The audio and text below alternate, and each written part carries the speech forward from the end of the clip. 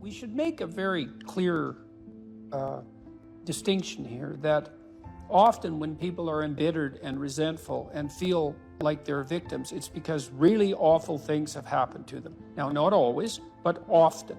And so then the question is, well, if you're in a situation and something really awful is happened to you or has happened to you, then, well, why shouldn't you feel like a victim? And is there a better alternative? And part of what you were trying to lay out in this part of the book is what those better alternatives are. So part of looking for that hero is to find out from someone else's example. In your case, it was your mother, but these other sources that you described of people who were in a sort of hell in an undeniable sense, but who chose in a very real way to make it as good as it could possibly be given the circumstances. And so they had to turn to sources of power, let's say, and strength and fortitude and resilience that weren't, in some sense, obviously associated with the catastrophe. I mean, in your mother's case, it's a pretty tragic situation. She's a young mother, she has young kids, now she has breast cancer, and she fights a losing battle over a period of 5 years. That's pretty bad. And then you have to ask yourself, given that that's obviously pretty bad, how is it even possible that someone could handle that with not only grace and courage, but the kind of grace and courage that leaves their children with an an immovable sense of the ability to prevail in the face of the deepest adversity. I mean, that's really something. You said here, thousands have come before you and they did just fine. So quit your complaining. And it's not because you have nothing to complain about. That's not the case. It's that that's not the right approach. The fact is, and this is such an optimistic fact, as well as a judgment in some sense, the fact is that if someone else can do it, so can you.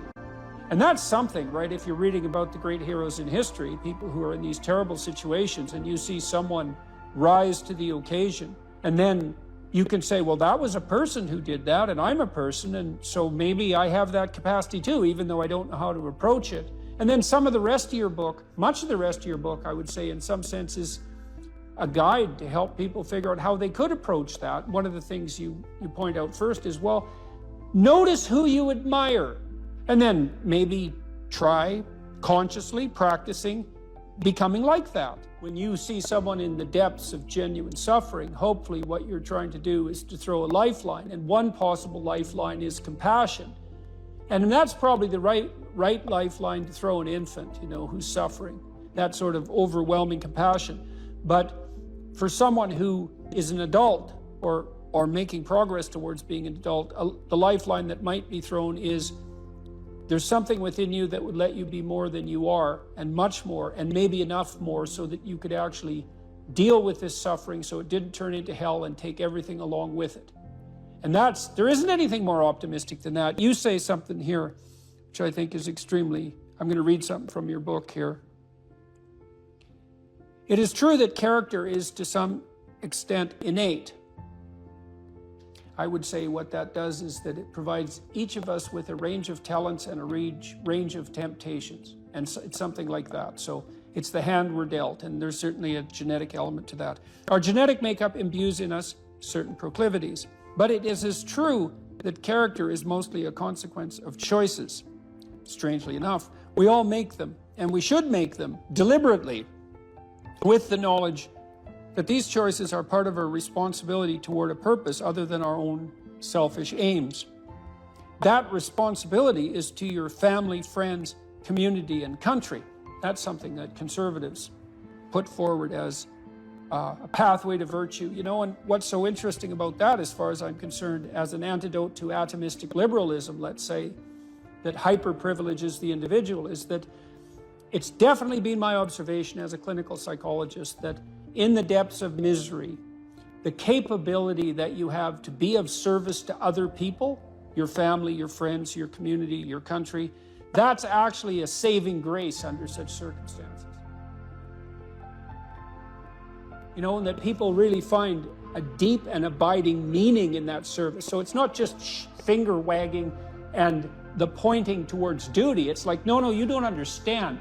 that if you're in desperate straits, if your life has fallen apart, if you're nihilistic and miserable, and maybe you have your bloody reasons, because maybe you do, that's still the case that if you step outside yourself and you try to make the lives of other people better, that's the best possible thing that you can do for yourself. How about this gentleman second from, yes. John's got the mic there.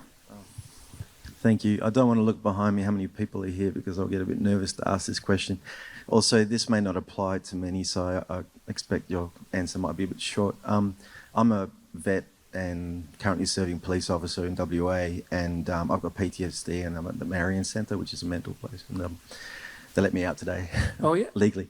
I just wanted to ask you, how do I move from day-to-day hedonism and ideations and risk the hope and cautious optimism of a long-term life with the conditions I currently have, or for anybody who might be having complex PTSD and living day-to-day?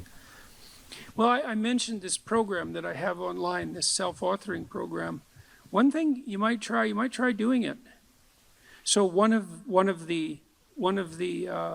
so it's got 3 parts. The first part is a guided autobiography.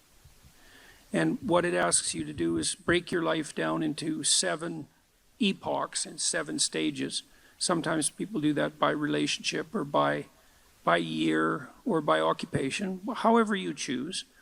And then to detail out the most significant emotional events of your life, especially those that still hold some emotional valence. And that would help, because what happens with PTSD in some sense is that the narrative through which you see the world fractures.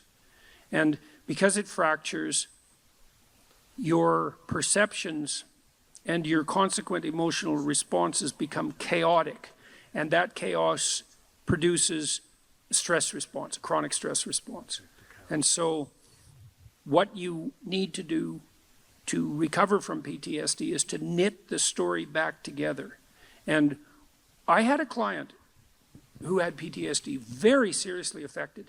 She was only 17, and she was so fractured that she was diagnosed with severe schizophrenia. And when I first saw her, she could barely talk, and she could barely focus her eyes, and she would move her hands up and down, and I could, like she was grasping for something. And I asked her why, and she said that she could see lines in front of her and that she was trying to interact with them. I mean, when your perceptions are fractured, you're in pretty rough shape. And it turned out that she had been terribly bullied by a boy whose amorous advances she had rejected, and he set out to make her life hell, and certainly succeeded. And I had her walk through this past authoring program in the course of therapy. And she could hardly write to begin with. And we went through her life right from the beginning. And as we went through it, she got more and more coherent. And by the time we had brought her up to date, including walking through this catastrophic bout of bullying and the school's absolute inability to do anything about it, she had glued herself back together. So the other thing I would carefully recommend, especially if what traumatized you happened more than 18 months ago, is that you spend some time either writing about it, or another thing to try is just before you go to sleep, bring the memory to mind, and not enough to push you farther than you want to go, but as vividly as you can, and then let it go. Like, don't push yourself harder than you can. You'll see,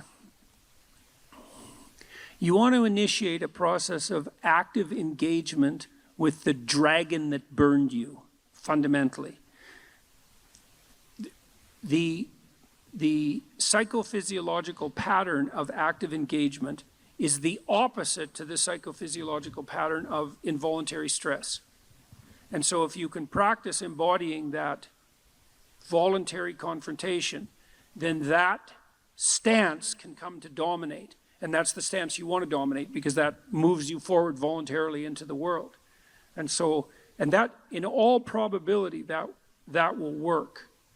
So I had this is a friend of mine, he had PTSD, and he had been brutalized in a Canadian residential school when he was a kid, and it was bloody rough, like Auschwitz level rough. It was really bad. You can't listen to his story without it like breaking down, you know, it's bad. And he told me that he hadn't looked in a mirror for 40 years. He was unable to face himself, eh? And he also told me that when he dreamed, he was still 8 years old in his dreams, same age he was when the cataclysm occurred. And that he had started to become aware that he was stuck in his dream. He's kind of a visionary guy. He's an artist, this guy. And so I suggested that he spend a little bit of time in front of the mirror each night before he went to bed, just taking a glance at himself. Because he had not looked at himself for so long, he didn't even know how old he was. Because so what happened in his dreams, this was so cool, he started to age in his dreams. So instead of being stuck at 8, then he was 10, and then he was 12, and eventually, he did this for a number of months, eventually he got as old in his dreams as he was in real life. And what that meant, like imagine your dream image is it's the representation of yourself in imagination. And if it's stuck 50 years in the past, then your self-concept is in some sense hasn't been updated for that period of time. Just that process of voluntary engagement, which was him being willing to look at himself in the mirror, despite his shame, his deep shame at what had happened to him, that was enough to pull him back together. So that should work. That should work, you know. The other thing with PTSD, it's also very useful to develop something approximating a sophisticated philosophy of good and evil, because people generally have PTSD because they've been struck by something malevolent. And so it's not just tragedy, there's malevolence in it.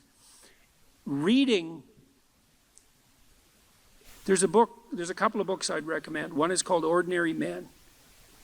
It's about a police battalion in Germany who was trained to do heinous things in World War II. It's a great book, Ordinary Men. It's a great book. And another one I would recommend is called The Rape of Nanking. And these are rough books, man. The woman who wrote The Rape of Nanking, she committed suicide. It's a rough book. But the utility of the books is that they universalize malevolence. So almost everybody who's traumatized has been either touched by their own malevolence or by witnessing it or being subject to it at the hands of someone else. And one of the consequences of that is that if you don't have an advanced philosophy of good and evil, you have no place to put the contact with malevolence. Part of the utility of the doctrine of original sin was the universalization of malevolence. So, you know, you might say, and it's true, that there's a little bit of Hitler in all of us, and there's a little more than a little bit, you can be sure of that. And that's a pretty cataclysmic realization. And you might say, well, how can you bear that self-understanding or the revelation of that kind of malevolence in the world? And the answer is, in part, by understanding it as part of the eternal conditions of existence. You know, the idea that the state, the sovereign of the state has an evil uncle, that's an idea as old as time. So for the Egyptians, that was Set. And the sun sets, by the way, because the spirit of Set is what devours the sun at night. And Set is the root word for Satan. And so even the ancient Egyptians knew that malevolence that it was worthwhile contemplating the existence of malevolence as an independent spirit. And that allows you to take responsibility in some sense for the existence of malevolence in your own life, but it also universalizes it so that it's not exactly about you, right? It's more a reflection of the structure of existence as such. And that can allow you to detach yourself from it a little bit, and that can be extremely useful too. But you know, I had this crazy professor that I met at the University of Alberta when I was about 18, and he was quite the bizarre person. he vanished one day about 20 years later. He got on a bus in Winnipeg and to go visit his family and never showed up, and they never found a trace of him. Anyways, at the University of Alberta, he worked as the psychologist at the maximum security prison that was located nearby, and he took me out there a couple of times, and so that was quite the hair-raising experience. And I met some pretty serious psychopaths in the Edmonton maximum security prison. And he was a funny guy. This Thauberger was his name.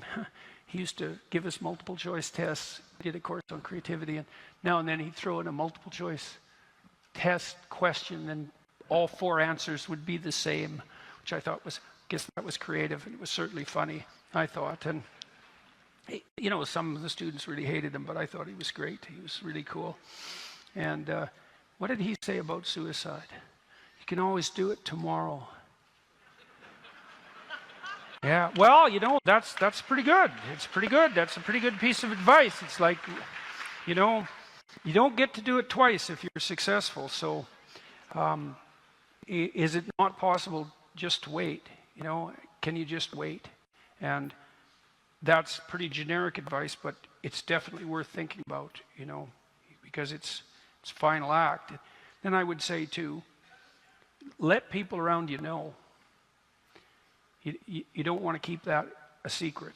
And if you don't have anyone to tell, really it's time to go to the hospital and tell someone. And you tell, when you go to the hospital, you say, I'm suicidal. And I have a plan, and here's my plan. And that's, by the way, how you assess someone for suicidality, you know. Because depressed people, lots of people get depressed, will have suicidal thoughts, and they're far from rare. And so then you might ask yourself, well, how do you know when someone's suicidal? And they're suicidal when they say to you, you say, well, do you ever think self-destructive thoughts? And they say, you know, yeah, you know, in my father's house, there's a basement, and there's a pistol down there, and it's in the top right-hand corner of the bureau, and I know the bullets for that gun are in the bottom left-hand drawer, and, you know, I've taken that gun out of that drawer, and I've toyed with it, and I thought, you know, my parents are leaving next week for a weekend, and they won't be back, and I could go into the bathroom and put the barrel in my mouth and end it. It's like, that's a suicidal person. And you know that because they're not just being plagued by vague thoughts. They have a fully detailed, implementable vision of their death. And that's not good. And so if there's anybody in the audience who has that sort of fully fleshed out fantasy, I would say, tell someone, you know, or more than one person. Tell the closest person you have to someone who cares. You know, and if you don't have anybody to tell, then go to the hospital and tell them. Because the probability is pretty high if you're suicidal that there's actually something wrong with you, that you're ill in some manner. You know, and maybe you're depressed, but there's a lot of reasons to be depressed. Sometimes you might be depressed because you just have a terrible life, and that's very complicated. But sometimes you're depressed because you have an immunological condition, an inflammatory condition, or you know, you're ill in some way that hasn't been diagnosed, or you have seasonal affective disorder and your circadian rhythms are off. Like, there's a lot of reasons that you can get desperate enough to be suicidally depressed, and there's always the possibility that that can be fixed. And so, and it's tricky because when you're depressed, you definitely think that the future is dismal, and you know, the past is dismal and the present is unbearable and the future is definitely worse, and it's all your fault besides. And that's basically the depressive cloud.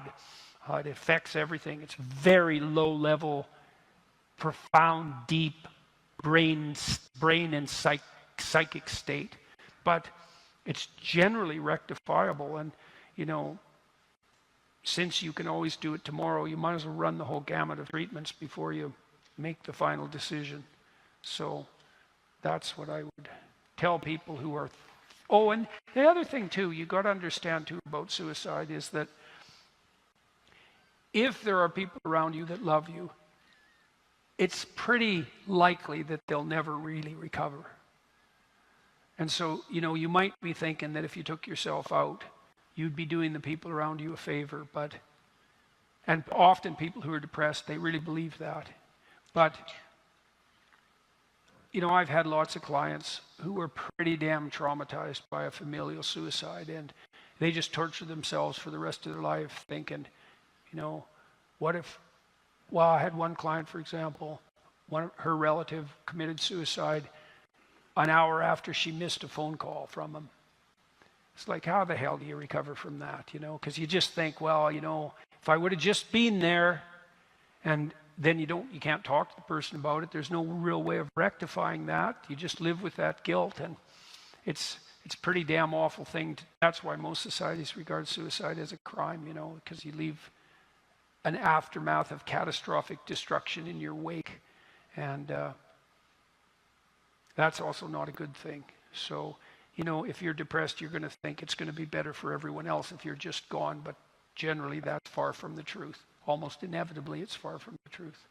So those are some things you need to know on the suicide analysis and prevention front.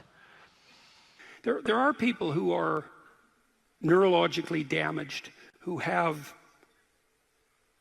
physiological reasons for difficulty in maintaining optimized attentional focus. You see that in people, for example, who have fetal alcohol syndrome. Most of the time, as far as I'm concerned, it's a rubbish diagnosis. Panksepp, the same neuroscientist that I talked to you about, who investigated play behavior in rats, also noted, this is quite fun, that if you deprive juvenile male rats of the opportunity to play boisterously, they become hyperactive. And also, if you deprive them of the opportunity to play optimally, their prefrontal cortices do not mature well. And the prefrontal cortex matures late, and it constitutes, in some sense, the pinnacle of neurological development, and it needs to develop in the course of intense play. And then he noticed that if you administered hyperactive play-deprived rats amphetamine, Ritalin, that it would inhibit their frenetic playing. And that's pretty much what's happening in schools. So the schools are not well adapted to boys. I don't think they're particularly well adapted to girls either, by the way, but they're particularly not well adapted to boys. Boys aren't designed to sit still and be bored out of their skulls for 7 hours a day.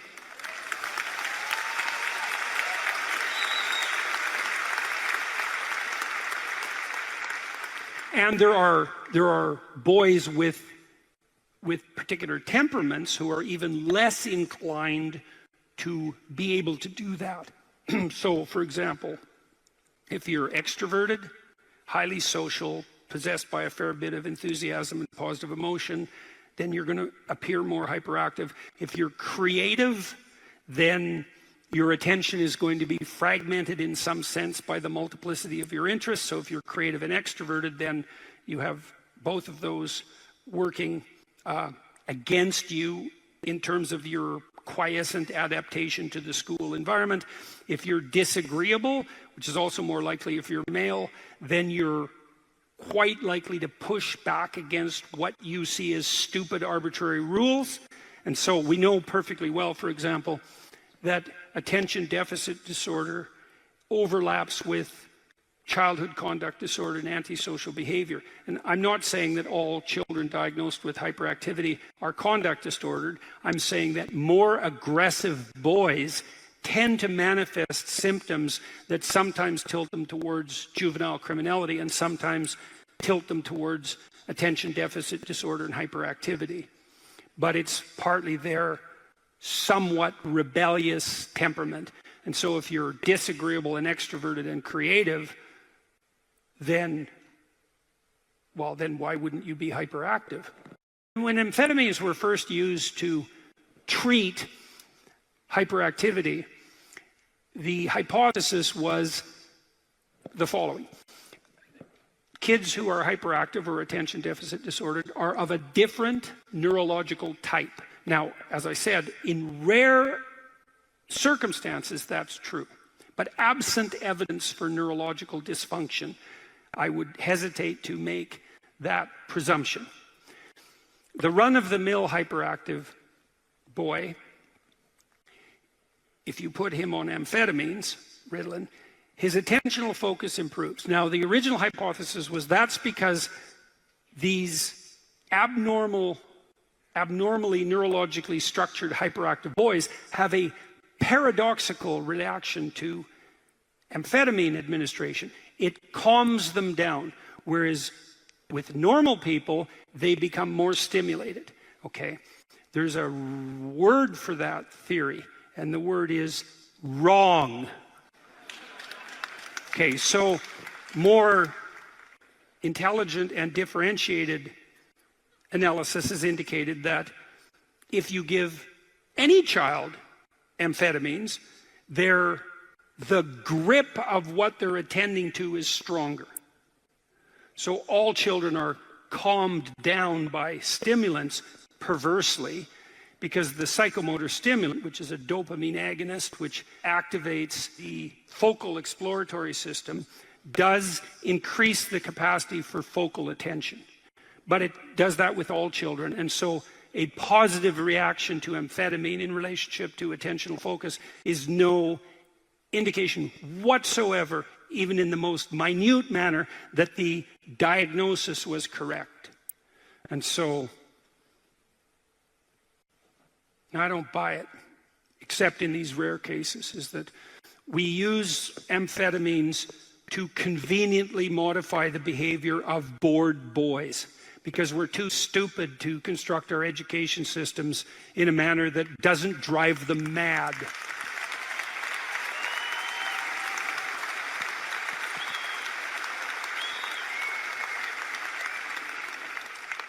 Look, you know, normal university students take Ritalin like mad in university, because they learn that they can sustain attention, whether that's productive or not in the long run is a whole different issue, but they can sustain attention with less effort if they use amphetamines. Now, that's a degenerating game, fundamentally, like most drug use. And I suppose if it's very carefully regulated and the doses are low, then the negative consequences are less dramatic. But I think the whole thing's just, it's a psychosocial fraud. It's a, what do they call that? When a system produces there's a name for a disease that's created by doctors. I can't remember it. What's the word? Iatrogenic? Yeah, that's right. Yeah, hyperactivity is an iatrogenic disease created by schools. Yeah, that's the case. So boys should play more, way more than they do, way more.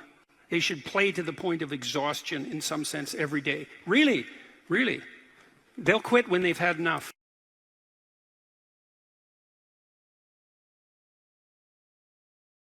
Are you depressed, or do you just have a horrible life? And those are not the same question, because if you're depressed, you have a life that in principle should work, but isn't. And so you come and say, look, I've got a lot of things going for me. You know, I've got a good job, I've got a good family, my wife loves me, but man, I'm miserable all the time. It's like, okay, well, let's delve into that a bit more deeply. But that kind of sounds like depression. But then you might come and say, well, I'm miserable, I'm suffering, I don't even want to be alive. And then I might ask, well, do you have an intimate partner? Well, no, not really. And I have had a history of catastrophic relationships. Do you have any friends? Well, you know, I have this one person I phone like once every month or so.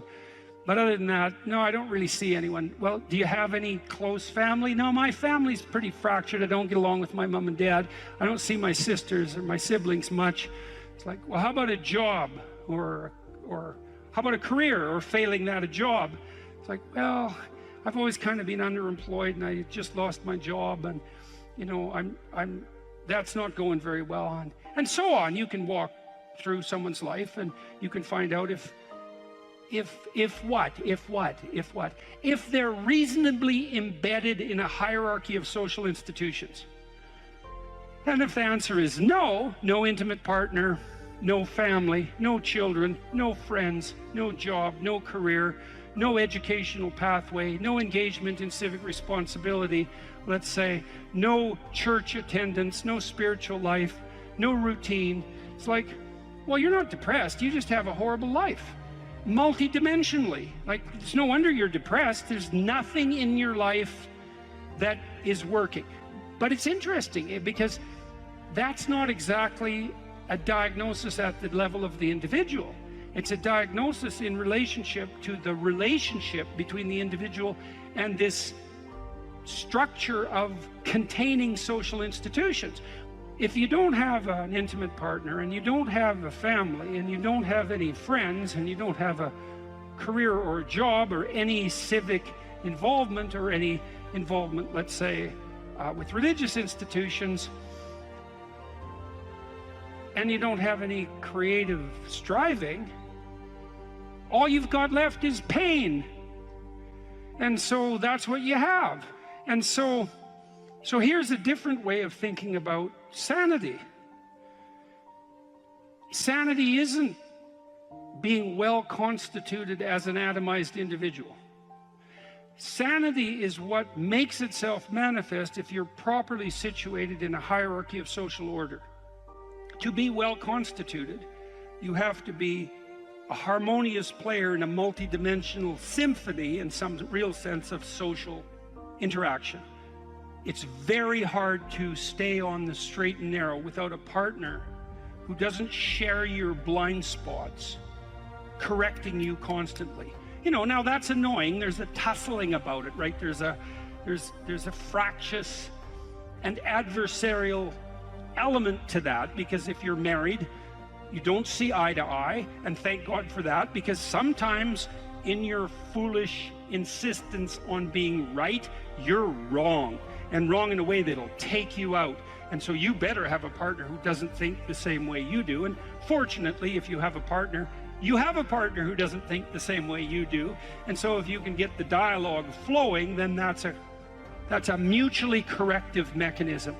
And so then you might say, well, the truthful dialogue between partners in a marriage is actually, it's the process by which sanity itself is generated. And I mean technically, it's like you're too complex to regulate yourself, period. And so you need other people to help you do that. So if you have a wife or a husband, someone who knows you and is there for the long run, they can help, you can help each other find the meaningful path and stay on it. And you can't do that alone. And probably just having a partner isn't enough. You need kids, likely, to keep you sane or to drive you crazy, depending on the nature of your children, let's say. You need family, you need your parents, you need your siblings, you need another community around you that's not merely your wife, because you're so crazy that it takes a village to keep you sane. And so, and then surrounding that more intimate web of kinship, you need friends. And friends keep you sane. Well, how? Well, you have to act in a manner that makes them want to be around you to have friends. And that means that to maintain your friendships, you have to be saner than you really are, right? You have to be, they have to be able to enjoy their time with you.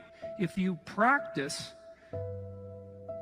forthright and voluntary exposure to that which terrifies and dismays you, it transforms you.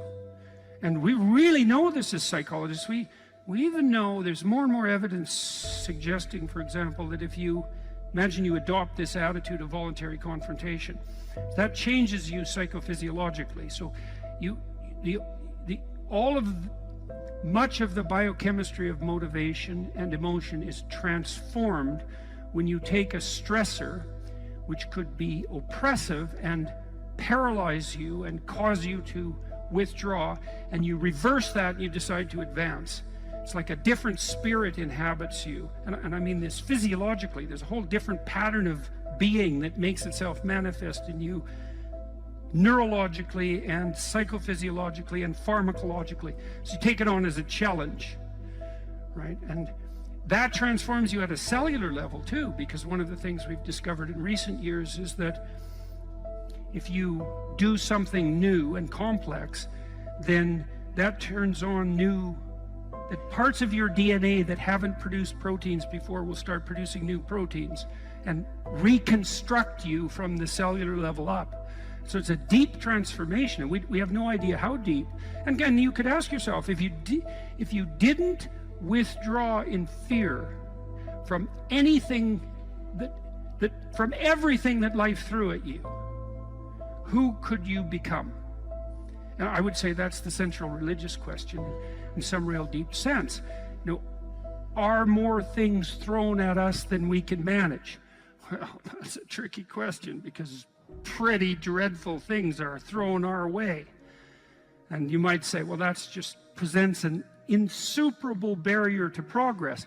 That's not very helpful, because you're alive, here you are, you got these problems to contend with, and if it's an impossible task, then how could you be anything but hopeless and desperate? But then you think, well, wait a second, how would things transform if I took this on as a voluntary adventure? You know, regardless of its scope, and the scope would include unjust suffering, death, and hell. And that's not just some religious or metaphysical vision. It's like, no, you're actually going to have to contend with that in your life, in whatever way those things make themselves manifest to you personally. That's coming, man. And so maybe you better get prepared. And then the question might be, well, what would happen if you got prepared? And the answer might be, you'd be prepared. And I think the religious enterprise in its deepest sense is that process of preparation. And you know, you might want to even push that a bit farther. You might say, well, not only do you want to get prepared for what's coming your way, but you want to be so prepared that when it comes your way, that it doesn't make you bitter and resentful and tempted by the desire to walk the path that would make all of that even worse. And so you might say, well, if you could really face up to what you need to face up to, not only could you turn yourself into someone that could bear the catastrophe of life and exposure to hell, but maybe you could turn yourself into someone who would still do good even while facing those things. Now, that's a pretty noble goal. Well, this is the development of a vision. Now, you can construe consciousness as the implementer of the vision in the broadest sense. So what we really confront as human beings isn't a deterministic world that runs like clockwork, that the past pushes forward in an algorithmic or deterministic manner. That isn't how the world works. The way the world works is that we confront a horizon of possibility that's not predictable. It's somewhat predictable the way a musical piece is predictable. So it's rule governed, but it's not predictable in a deterministic way. And it's full of possibility and potential. That's actually its nature. It's potential in its nature. And to maximize the quality of our interaction with that potential, we have to impose a vision on it and then pursue the vision. And so when you do the future authoring program, well, that's what you're trying to do, is develop a vision. So here's the first exercise. It's like, okay, here's the deal, all right? You get to have what you need and what you want. Maybe even better, you get to have what you need and want if you were treating yourself properly. So imagine, first of all, that you were treating yourself properly because you actually cared for yourself. Okay, and say you don't. Yeah, well, you don't. How do you help somebody? Well, you at least ask them to open the door to the possibility that maybe they could. So just imagine that you did. Not that you are, that you could, but that you tried. Think, okay, I'm a valuable person, maybe. And if I was treating myself like I had intrinsic value, like if you were treating yourself like you were someone you loved, so you can imagine doing this for someone you actually cared about. Because most people care about someone that isn't them. So do you identify someone you care about? Well, you can, yes, you can, and say, because it does tell you, it's like, well, if you're not so good at caring for yourself, imagine someone you love and then pretend that you're bringing that attitude to bear on you with all your faults and inadequacies.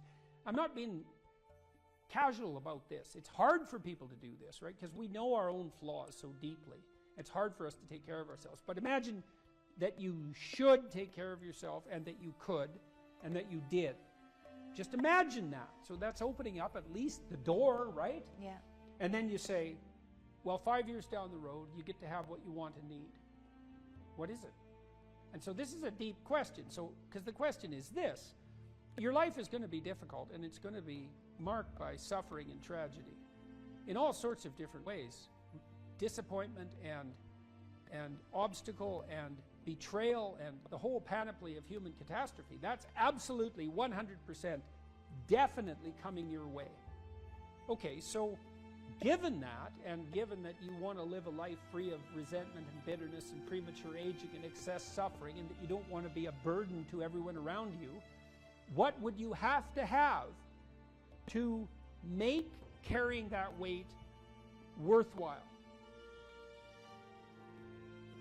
That's a hard question, you know. It's like, what justifies your suffering? That isn't how am I going to be happy. It's what justifies your suffering. Well, ask yourself. You get to have what you want. If you're taking care of yourself, what would it be? Okay, and so you write for 15 minutes about what your life might be like 5 years down the road if you got to have what you needed and wanted. And then we concretize it.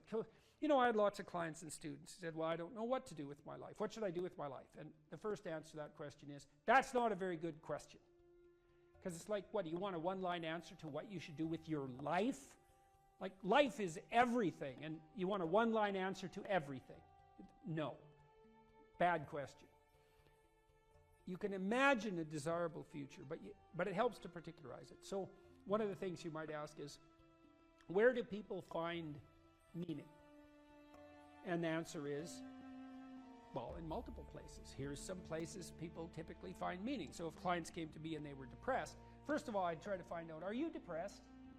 Or do you just have a terrible life, or some combination of those two? And you might ask, what's the difference? And that's a really good question. If you're depressed, you have a good life, but you're suffering. So what would it mean that you have a good life? Well, it means somewhat different things to different people, but you can kind of triangulate on it.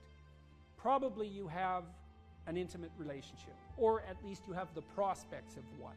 So at least you want one, and you believe that maybe you could have one if you don't have one, and probably if you have a good life, you have one. You have some friends.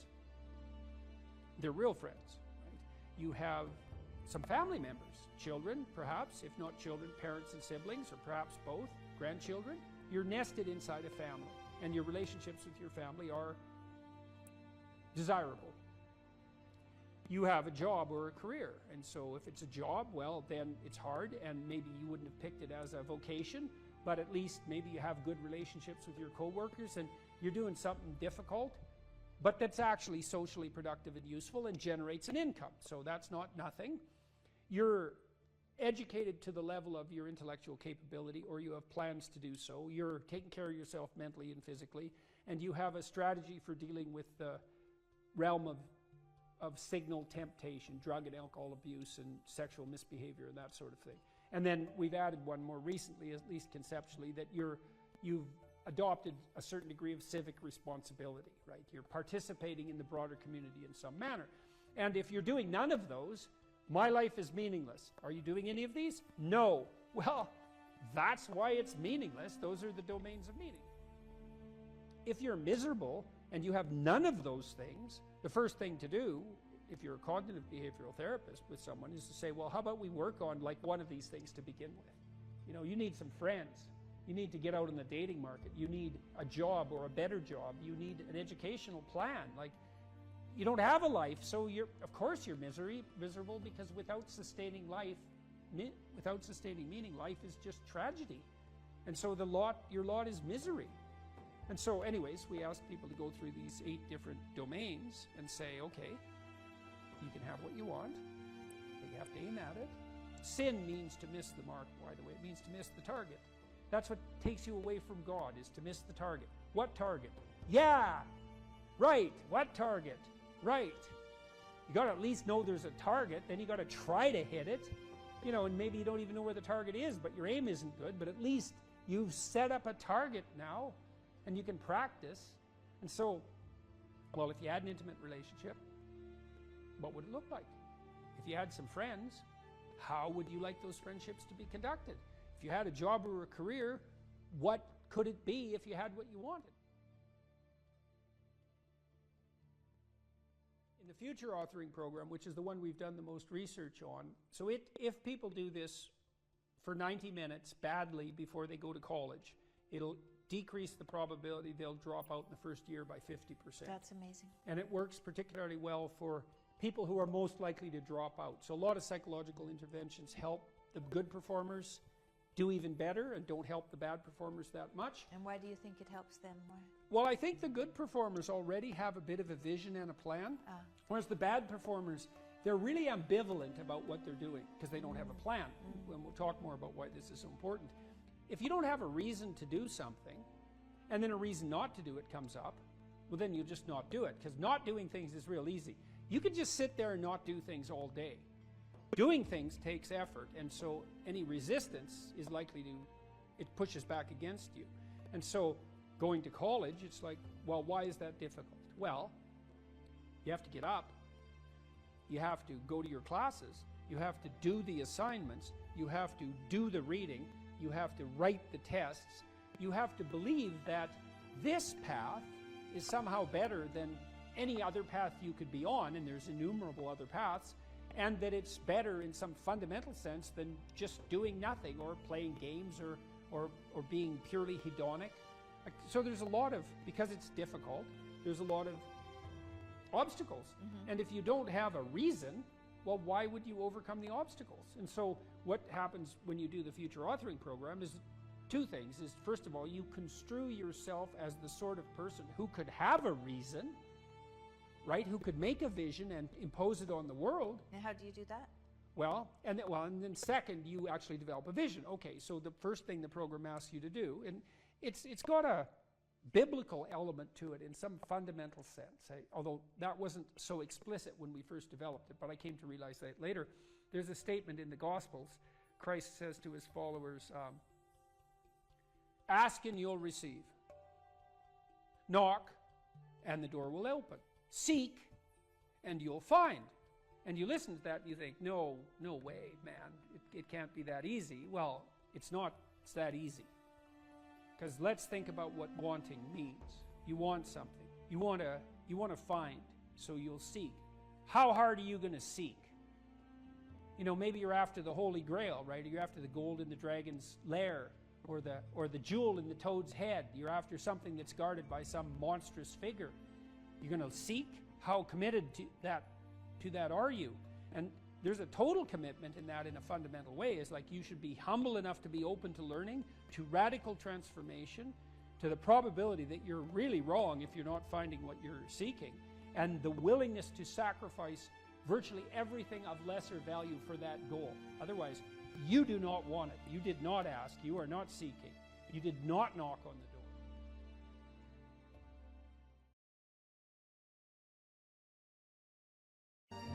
If you're resentful about something, well, first of all, you should notice, I'm resentful. And that's kind of humiliating because no one's proud of being resentful. It's a shameful emotion. Well, so then why are you resentful? Well, there's only 2 reasons as far as I've been able to tell. One is that you're allowing yourself to be taken advantage of, or you're being taken advantage of. Sometimes you're not allowing yourself. Sometimes you're a child being abused by their uncle. You're not allowing yourself. You can't do anything about it. You're resentful because you're being taken advantage of, or because you're immature. It's one of those 2 things. Figure out which it is, and then take the steps necessary to address it. Living a life without resentment is a great goal. People are often resentful if they see that responsibility has been abdicated. Why isn't that person doing their job? It's like, well, hey man, step in. at your workplace, in your family. You know, and you think, well, I shouldn't have to do that extra work. Well, you shouldn't be a slave. You shouldn't allow yourself to be tyrannized. But if something bugs you because a responsibility is going unfulfilled, there's a great opportunity for you. And this is something I don't think we teach young people well. And one of the things, you may remember this, that was so striking about the tour was that I made a case fairly consistently that most people find the meaning that sustains them through the vicissitudes of life, not in happiness, but in responsibility. And that would bring everyone to a halt. It would always make the whole theater silent. It's like, oh, I never thought of that connection. Because maybe you want to avoid responsibility, and you can understand why. You can understand why. You hide from it. That is what you encounter if you go out in the world. You think, who the hell wants that? I don't want the responsibility. It's like, well, yes, you do, as it turns out. There's nothing better than responsibility. Now, you know, I say that with some caution. I think that it's hard to say. The responsibility, I've been overwhelmed by my apparent responsibility, but I think it's also kept me alive. And I mean that literally. And so, wait, can you go a little deeper with that? I mean, when you were at your darkest moments in the last 2 years, whatever that might be, was it the feeling well, of there's been the many times in the last year where it would have been much easier for me just to be dead. That's constant. So, but no. But is it but no because of something in you, or is it but no because of the people that you would have abdicated that responsibility of the people, or is that ultimately the same That's thing? it. Yeah. Well, I do think the two aren't easily distinguishable, but it's definitely that. It's definitely that. You know. And it's one of the chapters, the last chapter, is be grateful in spite of your suffering. You know, you need a meaning to sustain you through suffering. And it is the case that you find that in responsibility. Well, and so it's good advice for anyone who's at work. You're resentful about this and that because people aren't pulling their weight. Pull it. See what happens. You become indispensable instantly. You'll know everything. And maybe that job won't be for you, or maybe that relationship won't be for you, but you'll take your hard-acquired wisdom and go elsewhere and flourish there. So, you know, this kid stopped me. I think I wrote about this in this book. Kid stopped me in a restaurant one day when I was walking in. And he said, and he had an undergraduate degree, and he was working as a waiter in a chain steak place. And he stopped me and he said, you know, about 6 months ago, I was watching one of your lectures and I decided to stop being resentful about my job. And he was resentful because he had a university degree and he's working as a waiter. You know, and look, I don't have anything against waiters. It's like a waiter can make your evening, you know, hooray. He said, well, I decided I'd start trying at my job, like really trying as if it was worthwhile. He said he got 3 promotions in 6 months, like he's just rocketing up the power hierarchy. Well, it's not power, it's competence. If it's well run, you know, and places are full of opportunity. There's always people out there who are doing far better than you on pretty much anything you want to imagine. And if all you're doing is seeing yourself in their reflected light, let's say, then it's going to be pretty damn dismal. But it's not a good comparison because, well, first of all, there's danger in just comparing yourself to others, period, because they're not you. And God only knows what struggles they had to undertake to get to where they were, or what burdens they're currently carrying that you're not aware of. But you can certainly contrast yourself with yourself. And that's a lot better. It is the only way. Well, it's also the only way of really measuring anything approximating proper improvement. You can actually tell when you're a little better than you were yesterday. Right. And you can actually do that. That's another thing that's so interesting about it, is that you can actually make yourself a little better in some way, pretty much. Well, I don't know if it's at every moment, but you can certainly do it every day. Let's say you want to become who you could be in the fullest sense. So let's say you're someone who's going to solve some serious problems. Okay, the first thing you have to do is admit to the seriousness of the problems. That's no joke. And so the first thing is just the terror of the problem itself. And that's enough to paralyze me. And that's the Hydra, that's the Gorgon with the head of snakes. It'll paralyze and turn you to stone. That's the basilisk in the Harry Potter series. Mm-hmm. You look at it and it turns you to stone and lurks underneath everything, right? And it's malevolence and tragedy. And so And so there's that. And then the next is, well, you're going to take responsibility for that? You're really going to do that, are you? That's a hell of a load, man. And so it's daunting to even consider that. And then there's the discipline and responsibility that necessitates, which is also daunting. It's like, oh my God, the problem's that serious. I'm really going to have to get my act together in order to not contribute to it, much less solve it. And so the problem is terrible. And then the solution is daunting. But the upside of that is like, well, there isn't anything better to have than a problem that's worth solving, like that's really worth solving, right? And so the more of that you take on, the more you have a reason to get out of bed in the morning, no matter what. Like, I'm getting up, I'm trudging forward. Doesn't matter what I'm suffering from, I've got things that need to be done. They're necessary. And that gives you that sense of purpose that is the antidote to bitterness. Okay, well, let's say you want your life to be meaningful. It's like, okay, then what you do matters. It actually matters. Or how starting to clean up the room changed their life. That's quite fun because it's something I always tell people to do instead of going out and protesting. Jesus, I just can't stand Cleaning that. up the room? Yeah. Meaning? Well, my sense is that if you want to change the world, you start from yourself and work outward because you build your competence that way. It's like, I don't know how you can go out and protest the structure of the entire economic system if you can't keep your room organized. Well, I made a video call, which was called Message to Millennials, where it was called How to Change the World Properly. A bit of it on the pretentious side, I suppose, but I was trying to produce something that was a counterposition to this idea that what you should do is go out and fix up other people. You know, that's just not right. And there's a New Testament line about that, something about, you know, not worrying too much about the log in your neighbor's eye, or about the speck in your neighbor's eye when you have a log in your eye. What would the world be like if people stopped avoiding the things they knew they should do? You know, because the question is, how much are we contributing to the fact that life is an existential catastrophe and a tragedy? How much is our own corruption contributing to that? That's a really worthwhile question. The things you leave undone because you're angry, you're resentful, you're lazy, you have inertia. Well, you consult your conscience and it says, well, you know, that place over there could use a little work. It's the same as working on yourself, and so you clean that up because you can, and then things are a little clearer around you, and you're a little better off because you've practiced a bit, and so you're a little stronger, and then something else manifests itself and says, well, maybe you could like take a crack at fixing me up too. So you decide to do that, and then that gets a little bit more pristine, you know, and soon, and it's humble because you're not exceeding your domain of competence. You know, it's like, don't be fixing up the economy, 18-year-olds. You don't know anything about the economy. It's a massive, complex machine beyond anyone's understanding, and you mess with it at your peril. So, and can you even clean up your own room? No. Well, you should think about that. You should think about that.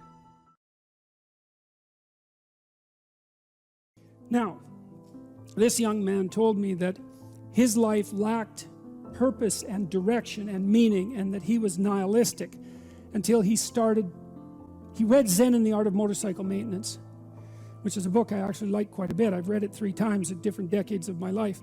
And one of the things that's very interesting about that book is that it's an examination of the idea of quality, of the idea that there are qualitative distinctions between things, and that we have an instinct to make qualitative distinctions. And so a qualitative distinction is simply, this is better than that, which is a judgment.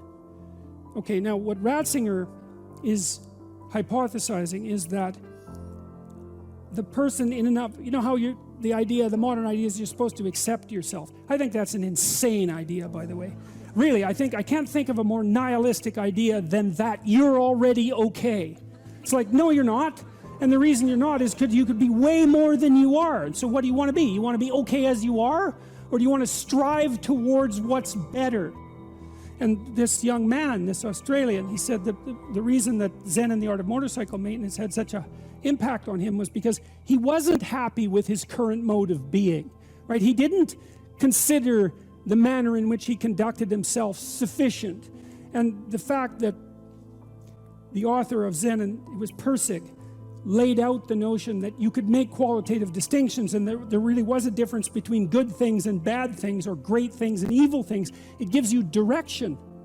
It gives you the possibility of moving upward. And Ratzinger is pointing out, at least to some degree, that human beings are insufficient in and of themselves and need the movement upward. And so they need to conceptualize something like the highest good and then to strive for that. And the thing is that there isn't any difference between conceptualizing the good and being judged. Because if you're going to conceptualize the good and move towards it, what you have to do is separate from yourself all those things that aren't good and leave them behind. And that's why the Redeemer and the Judge are the same thing. And one of the things that's really appalling, I think, about our modern world is that we're rejecting the notion of qualitative distinctions. You say, well, we don't want to hurt anybody's feelings by saying that one thing is better than another. It's like, okay, fair enough. It's not fun to be cast off with the damned, that's for sure.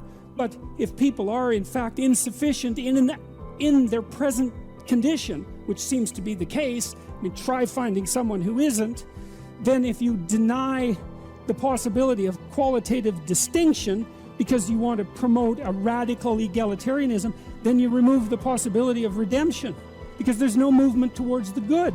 And it seems to me that it's a catastrophe to sacrifice the good for, well, it's a catastrophe to sacrifice the good for the equal. Because for us to be equal would mean, as far as I can tell, that we would all be equally unredeemed and miserable. Is there a purpose to our life? And, well, that's a hard question. And then, if there is a purpose, well, how is it expressed? And then, if there is a purpose and our lives are truncated, as they are by death, then how can that purpose have significance? And those are hard questions. But Socrates' experience seemed to be that he had lived enough in his life so that when push came to shove, which it certainly did, he was able to gracefully let it go. And that's, and you know, he attested to that with his death. And that's fairly convincing, you know, I mean, that's a fairly convincing argument. And it's one that I find, well, it's hard to tell if I find it exactly credible, but I don't find it incredible. I mean, I certainly have noticed that as I've got older and have done things, what would you say? Accomplished isn't exactly the right word. I've participated in many things that I'm pleased to have participated in them, but wouldn't necessarily go back and participate in them again. It's sort of as if when you do something and you finish it, it's as if it's done. You don't have to do it again. And maybe it's possible, who knows, that if you finish your life, whatever that might mean, if you exhaust your life, then that's enough life, you know, that you've had enough. And I mean, that doesn't mean that I try not to keep myself healthy and that I want to die tomorrow. It doesn't mean any of that. I'm trying to stick around as long as I can, but there's still that curiosity about the relationship between life and mortality, and the possibility that a life well lived exhausts itself in some fundamental sense so that you can be satisfied, let's say, with what you were. There is some psychological evidence that bears on this. If you ask people what they regret, especially as they get older, what they generally report is things not done. So they don't regret so much mistakes they've made, although, of course, people obviously regret mistakes they've made as well. So they don't exactly regret sins of commission, right? Errors that they've actively made. They torment themselves for opportunities that had presented themselves that they did not, let's say, exploit or engage in. And I think that's worth thinking about too, because one thing that I have become convinced about with regards to human consciousness, which I think is equivalent to the spark of divinity in some sense that our fundamental stories insist has been placed within us, is that human consciousness is that faculty that confronts potential itself. I think there's good neurological evidence for this, by the way, for those of you who are scientifically minded, because we build circuits within us for habitual action that we've practiced many times that seem to run in a very deterministic fashion. And we are a strange combination of deterministic and non-deterministic as far as I can tell. But what our consciousness seems to be for is to encounter those things that we have not yet encountered. And those things that we have not yet encountered seem to me to be those things that have not yet been brought into being. And so you could say that what our consciousness is for the encounter with potential. You know, that our consciousness is it's not for the past, it's not even for the present. It's to transform the future into the present. And really that's what our consciousness does. When you wake up in the morning, you have a new day ahead of you, and the day could take you in very many directions. And the weeks and the years, all of that can take you in very many directions. And you have some apprehension about what those directions might be. You have some apprehension about what role your choices might make in transforming that potential into one form of actuality or another. I mean, you certainly know that there are dreadful mistakes that you might be very tempted to make that would produce all manner of hell around you and still be tempted to do it. It seems like it's sitting there right in front of you as a possibility. You also know that, you know, you could haul yourself up out of bed and attend to your duties and do the sorts of things that you're supposed to and set a few things right that day and that week, and that likely things would at least not be worse, and they would probably be better. And I do believe that I don't understand how this can be the case. I don't understand how it is that consciousness can function in that way, because I think to understand that, we would have to understand what it means for the future to be only potential rather than actuality, and who the hell understands that? I mean, no one.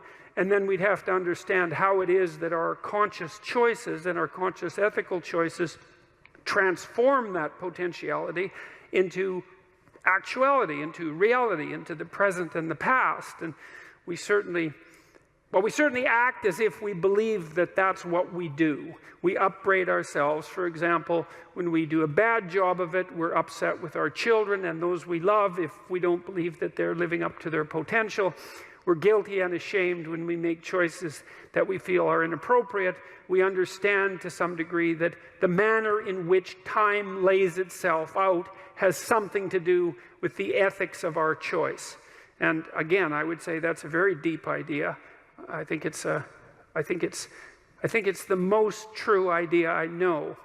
It's very emphasized, that idea emphasized in ancient religious stories such as those that are outlined in Genesis, or in Genesis with its strange insistence that, you know, God is that which brings order out of chaos, formless potential, generates the world out of formless potential, and that we're somehow made in that image, which seems to me to be the case. And that the proper way, by the way, to go about acting in that image is to act in relationship to the potential that confronts you with truth and with courage, with careful articulation. That's the logos. And that if you do that, then what you bring forth is good. And you might think, well, you never get messages from God. It's like, yeah, actually you do. It's your conscience. And that pesky little thing doesn't exactly do what you want it to do. It tends to upbraid you on a fairly regular basis and remind you of your various idiocies and inadequacies. And you might think that that's you speaking, but then you might ask, well, why does it tell you things you don't want to hear then? And why can't you control it? And those are both extraordinarily good objections. And the what would you call it? The equation of conscience with the God within, let's say, isn't something I've just invented either. There's a very pronounced and profound thread of Catholic thinking in particular that identifies the conscience with the voice of God within. And it's an idea that emerges in the Old Testament with the prophet Moses. And who's the prophet. He appears with Christ when he's transfigured on the mount. It's Moses and Elijah, who is the first person to posit that God is not in nature, but is the still small voice within, right? So that's what comes to Jonah. And it says, just what the conscience always says, that you have to go do something you'd rather not do. You have to admit something you don't want to do. You have to undertake some remedial action that you don't want to undertake. You have to atone for your bloody sins, and sometimes for the sins of other people. And so the voice comes to Jonah and says, you know, there's a city some distance from you, Nineveh, and it's full of your enemies. And so the people of Nineveh are the historical enemies of the Israelites at that time. But despite the fact that it's a city of your enemies, I want you to go there, because I'm not very happy with the Ninevites. They've wandered off the pathway, and I'm feeling like giving them a good smiting, and if they don't straighten up, there won't be any of them left. And I'm sort of, deliberating about whether or not my choice in that regard is acceptable, and I thought I might send you there just to see if they'll straighten out. And Jonah thinks, yeah, I don't think so, buddy.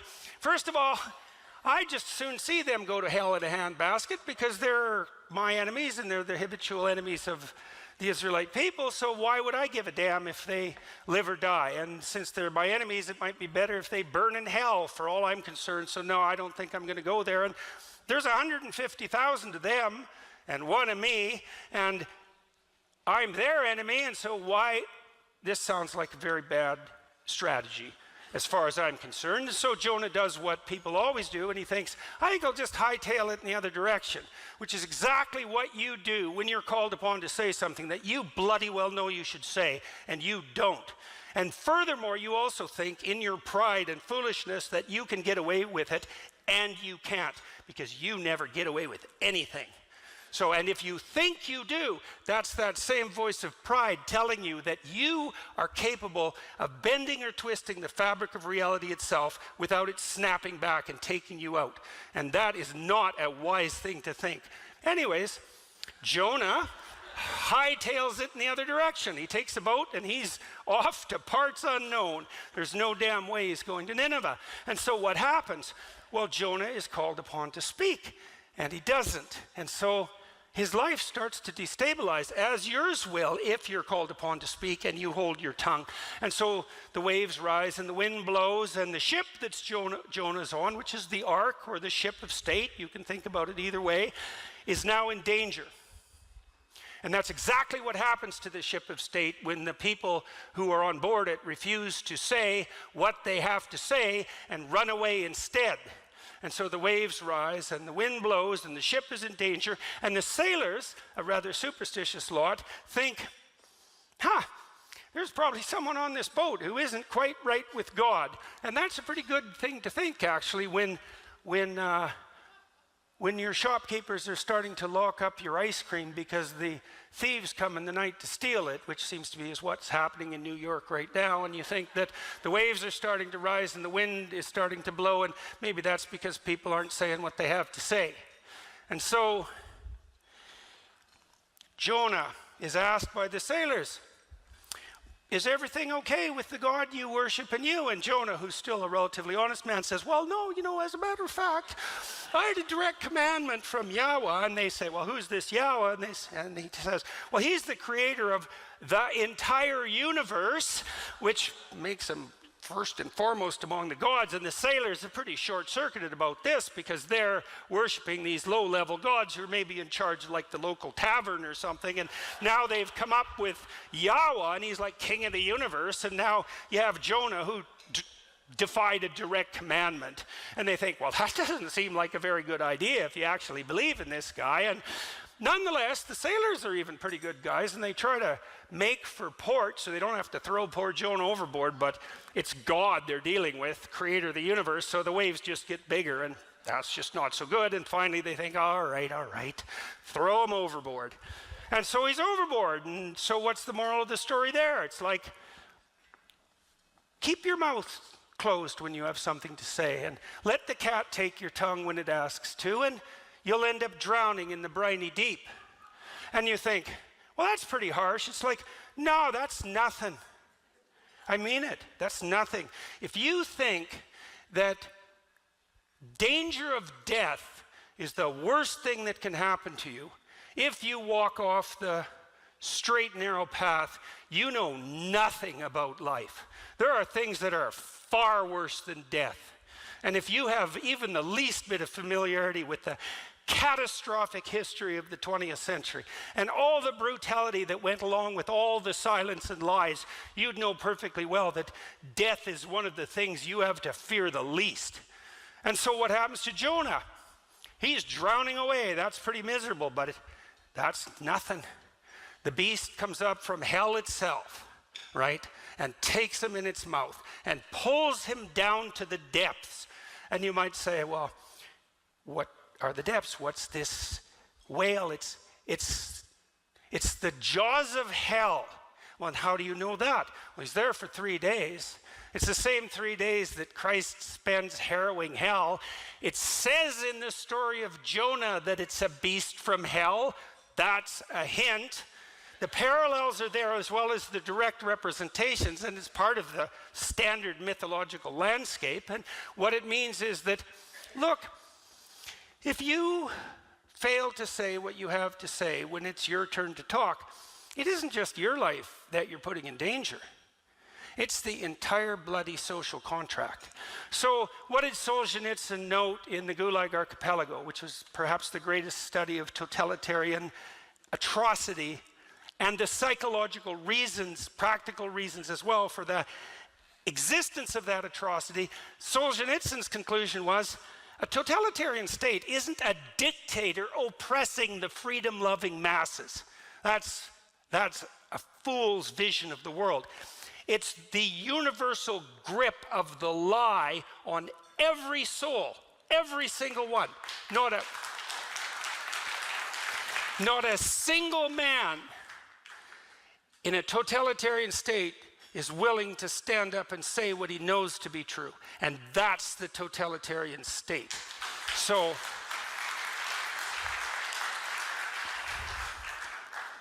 what happens if you don't say what you have to say?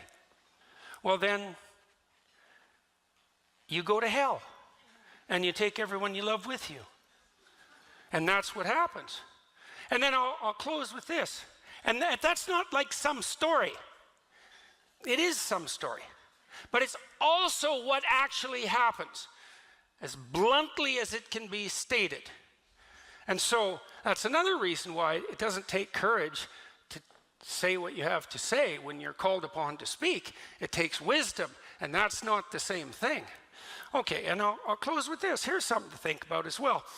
I've been writing about the story of Abraham. Abraham's an interesting story. So it opens up with a guy who's already in paradise. At least he's in the socialist utopia paradise. And I mean that. In that he has everything he needs given to him. So his state has fulfilled for him the Marxist dictum of each according to his need. Abraham has rich parents. He has everything he needs in his tent. He can lay there and let half-naked slave girls wave palm fronds over him, eat peeled grapes. And he does that till he's like 75. And no wonder. Anyways, a voice comes to him and says, okay, buddy, up and at him. It's time to get away from your tent and get away from your mom and get away from your dad and to get away from your family and your tribe and to go out in the world and have an adventure. And so Abraham listens. Oddly enough, he listens, and he goes out on his adventure, and it's one bloody cataclysmic catastrophe after another. It's starvation and tyranny and the conspiracy of the Egyptian aristocracy to steal his beautiful wife, and war and death and the necessary calling for the sacrifice of his son. It's just a cataclysm. And through all that, God promises him that if he maintains his faith, he'll be the father of nations. And what does that mean? It means if you have the adventure of your life, then everything that could possibly be granted to you will be granted to you. And then you might ask, well, how do you have the adventure of your life? And the answer is, you tell the truth. You exercise your right and responsibility to free speech. You tell the truth. And then you might say, well, why is that an adventure? Well, first I could say, try it. But I could say, let's explain it. Why is it an adventure? And also, why is it your adventure? Well, if you're lying, whatever happens to you, that's not your adventure. If you're lying and something happens to you, that's the adventure of the spirit of the lie. The lie that you think you told, but that actually possesses you. And the adventure of the spirit of the lie is hell. And so that's not a good idea.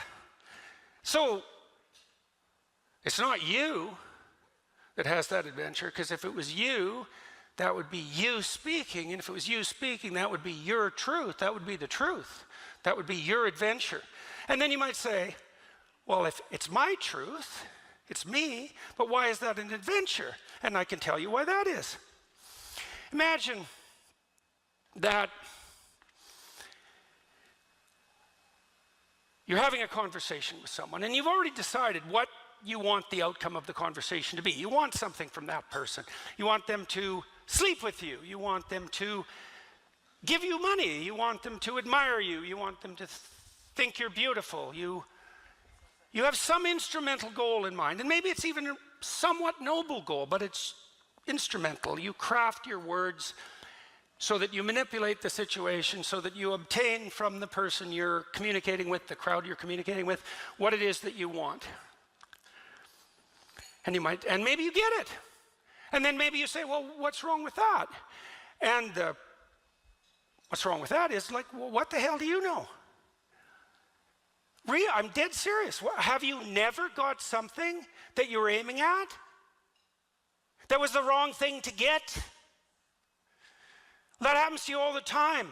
I mean, sometimes you fail too, and that's obviously not pleasant, but the worst kind of failure is to get exactly what you're aiming for and find out that the lies you had to tell to get it turned out to deliver to you something that not only had no value, but that was actually contrary to your best interests.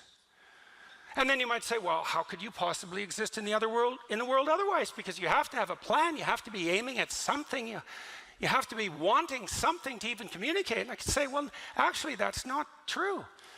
You can replace that instrumental longing with faith. And here's the basis of faith, a form of faith. The basis of the highest form of faith is the decision to accept the proposition that whatever happens if you live in truth is by definition the best thing that can possibly happen, despite your inability as a consequence of your limitations to have the wisdom to see that. And it's a statement of faith, because there's no way of demonstrating the validity of that proposition before enacting the hypothesis. You have to commit to it. Well, let's make it practical.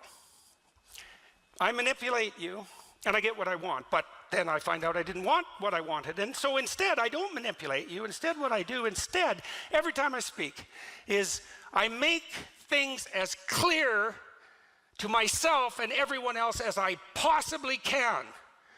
Right? And let the devil take the consequences. And so what's the consequence of that? You have no idea what's going to happen next. Right? You throw caution to the wind. You have no idea. You think, well, I better not say that because this might happen. It's like you just have to let that go. It's like, no, this is the thing to say now. And whatever happens, bring it on. Well, that's an adventure. Right, that's an adventure. And if you do it enough, then you have the adventure of your life. And then, if you have the adventure of your life, it's so bloody interesting and so engaging and so exciting that it justifies the misery of your existence.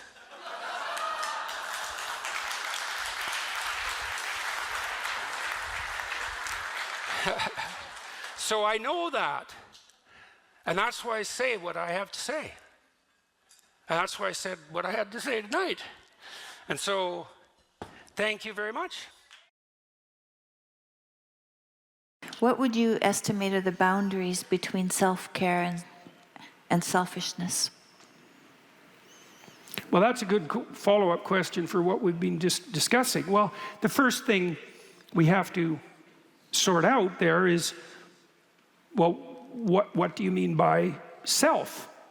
And people make memes about me because I'm always asking for word definitions. But, and it annoys people because they think, well, it's just, you know what that means. It's like, is God real? What do you mean by real? Well, you can't ask that. It's like, well, then you can't ask your question either. What do you mean real? Well, everyone understands that. It's like, really, we do we? We understand what's real. We've got that nailed down. What you're really asking is something like, here's what I am insisting that you regard as real, which is usually something like an objective materialism. Does God fit into that category? It's like, well, that's a completely different question than the one you asked. No, perhaps, is the answer to that question, but you didn't formulate the question reasonably, because when you formulate a question like, is God real? God's a mystery in that question, and so is real. And you don't get away with the axiomatic presupposition that you've got real nailed down, and all we have to do now is mop up God. It's not reasonable. It's not acceptable in the least. It's just a trick, and it's not a very sophisticated trick. And so in this situation, selfishness versus self-care, well, I think really the issue there is the definition of self. So whatever the self is very complicated, because it's really what you are at your core. That's the question. That's unbelievably complicated. It's like, what the hell do you know about who you are at your core? I mean, human beings we have no idea what we are in the final analysis. And so Carl Jung wrote books on the self. He believed Christ was a symbol of the self. It's a very complicated idea. It takes a lot of unpacking. You could think about the self as what it is that has demands right now.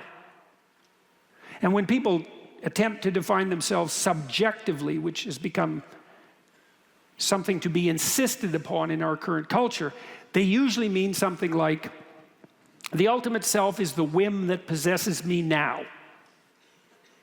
And that's a dubious proposition. What the whim that possesses you now is more accurately conceptualized as a fragmentary self. You know, if you have a 2-year-old and the 2-year-old wants something and has a little tantrum in the grocery store because of it, the impulsive demand that possesses that child in that context is a fragmentary part of the child, but it in no means is reflective of the totality of that person. And then you might ask yourself, well, what's the totality? And well, as I said, that's a very complicated problem, but the totality of a person is certainly their iterations across time. It's at least that, right? Because there's a past you, and there's a present you, and there's a future you, and whatever you is in the final analysis is the aggregation of all of that across time. And maybe the aggregation of all of your manifestations in every social context as well. And then I could say, well, if you're taking care of yourself wisely, then you're taking all of that into account simultaneously. And then if that's selfishness, then that could be viewed as a positive good. But if you're subordinating that greater totality to the impulses of a momentary whim, which you've defined as the self, then that's a very bad idea. All that's going to do is cause trouble and make you unpopular. And so I don't believe there's any difference between service to the highest self and service to other people. I think those are the same thing. And we can think about that technically too. So there's a lot of other people and there's only one of you.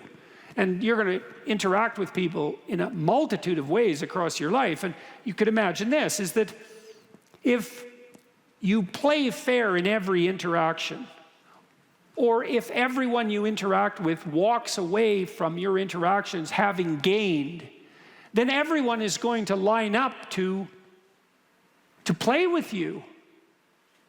And so, how is that going to be anything but good for you? How could anything possibly be better than that? Because you're outnumbered very badly.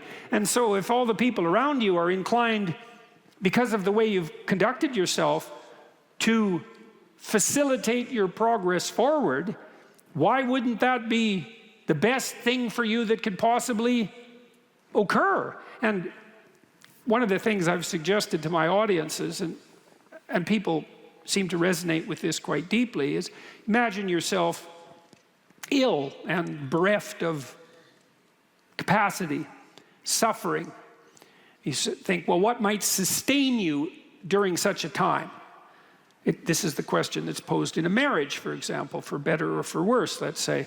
And one answer is the fruits of the sacrifices that you offered in relationship to other people previously. And so what does that mean? Well, if you had been responsible and caring, mature, and self-sacrificing in the proper manner, and I don't mean martyrdom, like a nihilistic martyrdom or a resentful martyrdom, then you've stored up, to put it sort of coldly, social capital. And then people will be pleased to return the favor in times of desperation. And that way, if that was the case for all of us all of the time, then we'd be in a mutually sustaining web of interactions. And that's not exactly organizing your psyche, right, so that you can sail through suffering. It's more external. It's that you're storing up your sanity in the reciprocal goodwill that you've built up with other people. And to do that optimally, you do that in a spirit of something like playful love, if you do it optimally. And of course that's going to redound to your great benefit. But even better than that, it's going to redound to your great benefit in a way that's also simultaneously mutually beneficial to as many others as you're skillful enough to manage. This developmental psychologist named Jean Piaget. Piaget is a very interesting thinker. And he was motivated by his life's goal was to reconcile science and religion. And modern analysts of Piaget generally regard him as a developmental psychologist. But he described himself as a genetic epistemologist. And by genetic, he meant one who analyzes the genesis of things or their beginning. And by epistemologist, he meant someone who analyzes structures of knowledge. And so what Piaget was trying to do was to understand how our structures of knowledge developed across time. He thought if you wanted to pursue philosophy, and even more deeply, let's say theology, then it would make sense to look at how knowledge structures develop from childhood forward, because they're simpler in childhood and you might be able to understand them better than having to dive right into adult cognition. And he got a long ways on his enterprise. I think farther than people realize. He's a very sophisticated thinker. And he had this theory of equilibration, which is a lovely theory. So an equilibrated system will maintain itself without outside compulsion. And you might think, well, that's what you want in a political system, right? Because you want to live in a state that you want to live in. And you all, in fact, live in a state, I don't mean California, I mean the United States. And California less so lately, by the way. You want to live in a state where you don't have to be compelled. You want to be part of an organization that you've bought into voluntarily. And it's so interesting because that's actually one of the criteria by which you could judge the value of a state. Does the state have to impose its dictates by force? Or does the state offer you a vision that you voluntarily accept and celebrate? And I would say your country has been very, very good at that. I mean, the American dream is not a dream that merely possesses Americans. Right? It's a dream that, in some sense, has been offered to the whole world. And I would say, you might ask, well, what's the evidence for that? And I would say, how about the fact that people want to move here? That constitutes the evidence. And even though this country is far from perfect, that's not exactly the issue. The issue is it less imperfect than the other offerings? And the answer to that is, well, do people want to move here? And if the answer to that is yes, then that's the evidence. And clearly they want to move here. And there are reasons for that. And the reason for that in some sense is because you're playing an equilibrated game. It's a game that will sustain itself without compulsion. And that's actually the definition of a game. So for Piaget, a game was a microcosm of the promised land. That's a good way of thinking about it, if you want to think about it theologically. So a game is an arrangement of vision shared by two or more players voluntarily. And so when two children decide to play a game together, maybe they decide to play house, the one child who's offering the game might say, do you want to play house? And the other child, say it's a boy and a girl, will say, yeah, I'd like to play house with you. And so then no force is required because both are voluntary participants. And then the children develop a shared vision, which is the confines of the game, to play house. And then they run the simulation. And if they run the simulation properly, then they both find it engaging. And the engagement is a marker for the quality of the game. And the game expands their capacity to perceive and act with skill in relationship to an important life goal, right? Establishing a permanent relationship, because that's what you're practicing when you're playing house. And if that's done optimally, then it doesn't require compulsion. And if the two children are very good at doing that together, then they want to repeat it and continue to develop their skill. And that's what a friendship is. And that's not based on power, right? That's not based on a power relationship. That's so cool to know that. Because, you know, the cynics say, well, it's all about power.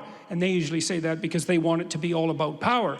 But really, but that isn't the basis for stable human relations. Stable human relations are based on the construction of equilibrated states. And if your marriage is equilibrated, you both want to be in it. Now, I mean, there'll be times when you don't, and you need to abide by the fact that you've accepted some constraints so that while you're not equilibrated, you're not getting along, you don't just leave, right? You still fight it through and try to reestablish an equilibrated state. But the idea of equilibrated state is extraordinarily interesting, and it's a vision of paradise. And the proper vision of paradise is something like eternal play. That's a good way of thinking about it. And play is a better basis for the establishment of social relations than power by any measure, by any multitude of measures. And so, properly selfish is an equilibrated state across multiple instantiations of games across a very long period of time in very many social contexts. And so, if you're serving that, that's enlightened selfishness, you could say. But it's identical with treating other people in the best possible manner. It's the same thing.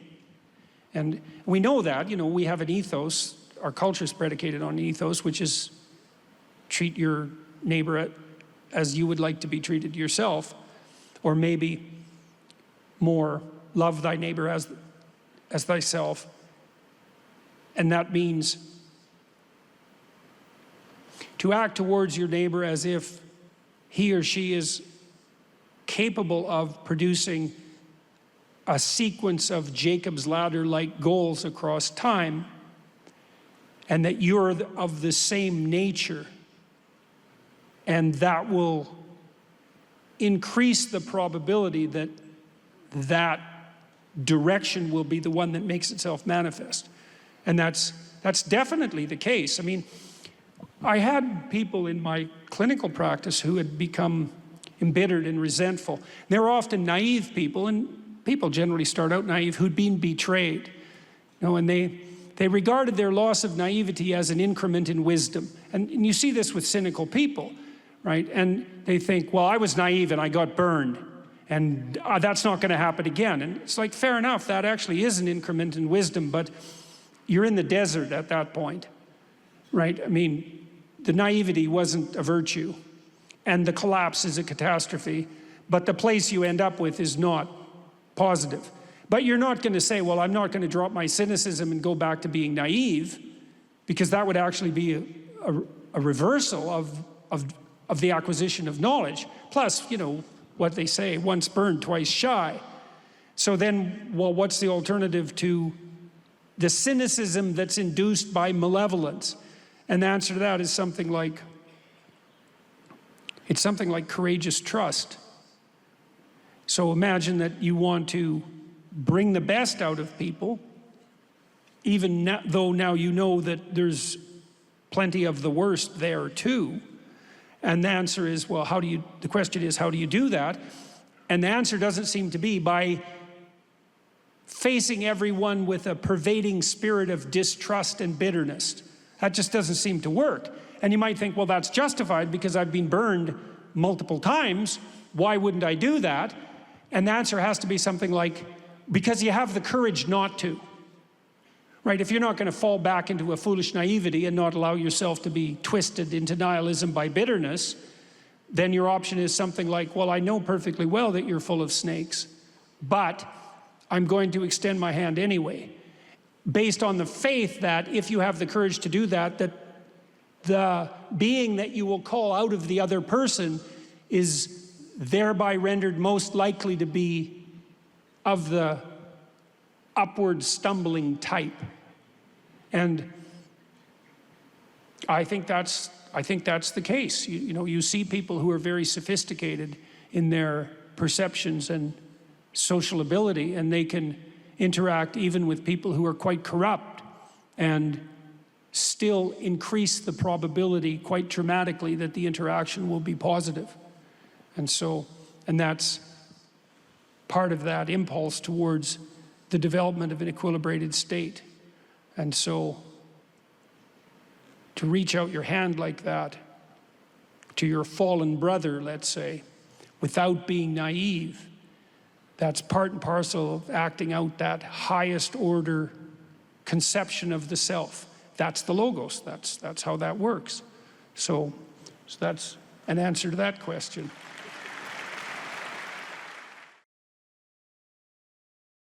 What's the relationship between the unconscious and the imagination? It's a very good question. That was a good question. The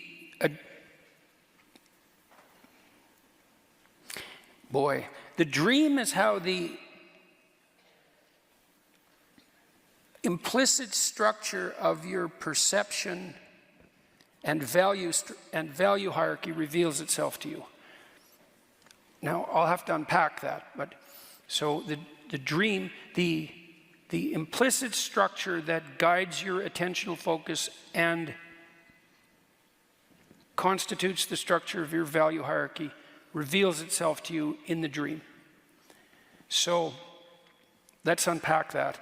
It took me really like 40 years to figure this out, so it's hard to unpack. It's very hard to unpack. What the hell are you up to? And the answer is, you don't know. Why? Because you're really, really complicated. And yet you can see the world, which is a very difficult thing to do because there are a lot of ways to see the world. There's an infinite number of ways to see the world. And the fact that you can see it one particular way is nothing short of a miracle, and you certainly don't know how you do it. As far as you're concerned, you just look at the world and there it is. And there's a lot going on to make that happen. I mean, half your brain is devoted specifically to visual processing, and the other half is integrally involved. So for example, when you do something like look at a bottle, you think You think, you see bottle, you think bottle, you evaluate bottle, you pick up bottle. You know, that's the order of perception to action. Sensation, perception, emotion, action. Or sensation, perception, emotion, thought, action. That's how we think. That's just not true at all. When you see a bottle, the motor grip you would use to pick it up is automatically primed by the perception. So even your motor cortex that governs your actions participates in the shaping of your perception. Almost everything you see in the world is a usable object or a pathway or an obstacle. You don't see things, because there's an infinite number of things. You don't see things and then overlay a value structure on that.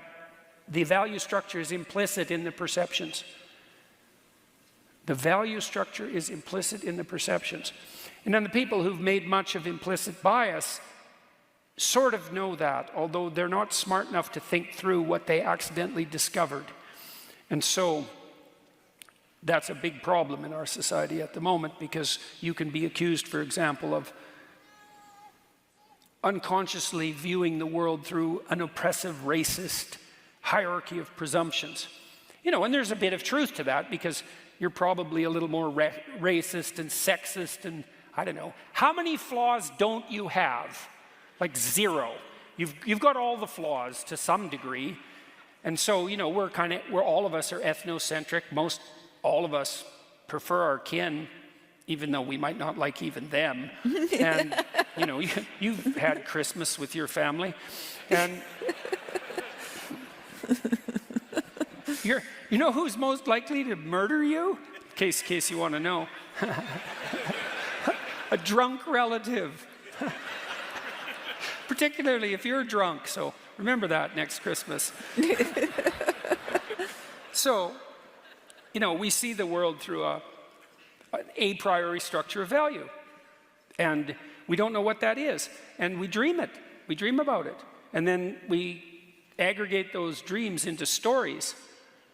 You know, that's what a novelist does. A novelist uses imagination. Let's say no novelist worth his salt knows what the hell's going to happen when he starts writing the book. How dull would that be? The writers keep writing because they want to know what happens next. You know, and if they really want to know, so will you when you read it. And they're using their imagination, or it's using them. That's a perfectly reasonable way of thinking about it. That's what would you call it? Divine inspiration, guided by the soul of divine inspiration. That's a real thing. It's the most real thing, in fact. There's not a lot of difference between imagination and dreaming, and that's useful to know. Dreaming or imagination is a bit more systematized. It's generally directed more towards a goal, but Carl Jung thought we were dreaming all the time. That we literally see the world through a dream, but that the sensations of the outside world blind us to the dream that's occurring while we're awake. I think there's every reason to assume that that's correct. One of his questions, this is a great question, what dream are you living out? Or here's another way of looking at it, what dream is possessing you? Or what story is possessing you? Or what spirit is possessing you? Those are all the same questions. And you might say, well, it's me, nothing's possessing me. All that means is you just don't know what you're talking about. That's what it means. Even if you're a hedonist, you know, an impulsive hedonist, the dream that's possessing you is the dream of pain and cost-free instantaneous gratification. And if that's not a dream, man, that's a delusion. That's how dream-like that is. It's no one with any sense at all who thinks for more than a second, and so you don't if you're an impulsive hedonist. No one who thinks for a second ever thinks that's going to work. You know, you might think you can get away with it. You might dream you can get away with it. Something's operating in your imagination. You can use your imagination like you would use a dream. That's extremely useful. That's what you do if you meditate or if you pray, and those are the same thing. So I can give you an example of this. It's very useful to learn. So I have this program online called Future Authoring, and it helps people develop a vision for the future. And you need a vision because the people perish without a vision. A vision gives you, it identifies the tools and the obstacles, and it gives you a pathway forward. It stops your anxiety and gives you hope. No vision, you're hopeless, fragmented, disunited, and anxious. You have to have a vision. It has to be a guiding vision. It has to be a uniting guiding vision. And you might say, well, how do I develop a vision like that? And here's how. Try this. If students do this for 90 minutes, it decreases the chance they'll drop out of university by 50%. So that's how well this works. That's quite something. Okay, so here's the game. So it's not an easy game, but you can do it badly and it'll still work. So that's a good game. So the first part of the game is give yourself the benefit of the doubt for the purposes of the game. Imagine that the universe would not grind cataclysmically to a halt if something as horrible and wretched as you had an okay time. So it's hard for people to grasp that because, you might think of people as selfish and self-centered and out for themselves, all of that.